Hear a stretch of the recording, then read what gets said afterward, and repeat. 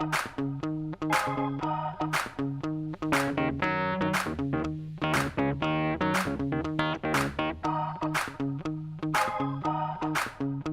thanks for coming along. What have you got to look at this week? Yeah, well, one issue I picked up on and blogged on, and I know that actually quite a few people have followed up on it. I think it actually featured, or some of the data might have featured in the debates. One was the child tax credits. I sat on it for a week. Somebody sent it to me, and I thought, well, this is dynamite. It's deposited in the House of Commons library. Somebody somewhere is going to pick up on it. Absolutely, nobody did. So. And basically what it was a local authority breakdown of how many families come the 6th of April are going to be without their child tax credits in Scotland. The bottom figure was 170,000? No, 73,000. But there's more data come out from, apparently last December, HMRC actually indicated that it would be somewhere in the region of 84,000. So they don't actually even know. So it's anything between, I think, about 70 and 90,000 families in Scotland.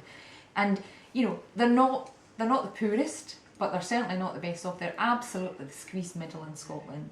It's anybody who's between about 26,000 and about 32,000 used to be the old cut-off point. And that's basically going to cause 26,000 and 42,000. It's 32,000 for couples is going to be the cut-off point. That's only 16k each. Salary. I mean, that's also, there's a huge trickle down there, because that's not money that gets saved, that's money that gets spent. Absolutely. Corner shop, Tesco's, kids' clothes. It's childcare, it's everything, yeah. So, I mean, it's not just going to be people losing tax credits, it's going to be all the businesses that gain that money. That's right. So, it's going to be huge. Yeah, and actually, again, there's an awful lot of people probably in that income band range in the public sector. Given the size of the public sector employment in Scotland, and they're exactly the ones on a pay freeze and rising costs. They need that money,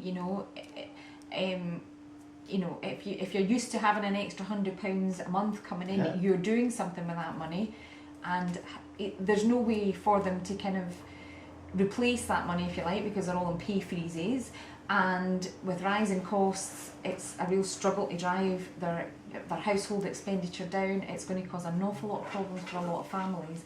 And these are people who vote. These are the aspirational kind of working class, lower middle class voters that everybody needs on their side. And that is why I'm absolutely astonished that no political party or politicians in Scotland picked up on this until I blogged it. Well, just Scotland, the UK, I haven't seen it anywhere. No, exactly. And I mean, Tory party policy, you would have thought the Labour Party would be going through it with a fine tooth comb. Yeah.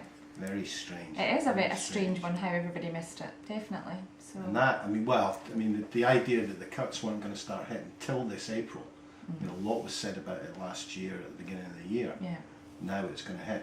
Definitely. I think in Scotland we have been in a lag situation with England in that, a lot of their cuts to public services started coming through really quickly, whereas we had the protection of the extra year in Scotland.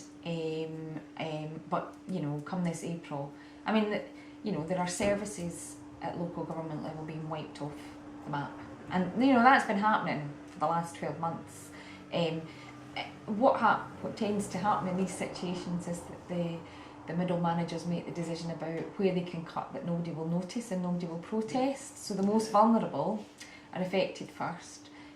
But, they've cut an awful lot of that out, and we're now into looking at real cuts. Real cuts. Well, real cuts. Yeah. But, as you say, it's usually the ones without a voice that suffer first. Yeah, and actually, the only saving grace is that we're in a council election year.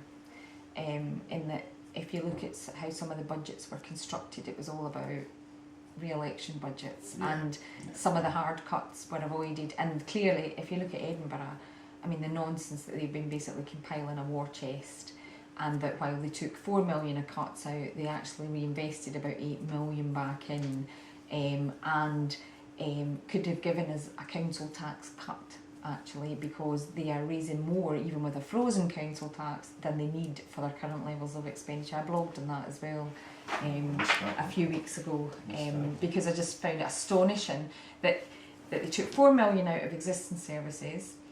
they had more money coming in from their council tax collection.